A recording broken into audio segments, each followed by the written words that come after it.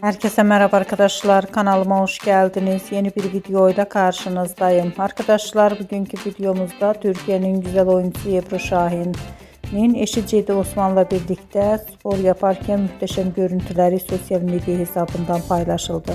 Ben de bu görüntüleri sizler için YouTube kanalımda video halinde sunuyorum. Umarım beğenirsiniz. Arkadaşlar, videomu beğendiyseniz kanalımı izlemeyi ve bildirim butonuna basmayı unutmayın. Şimdilik benden bu kadar olsun. Yeni videomuzda görüşmek üzere. Hoşça kalın.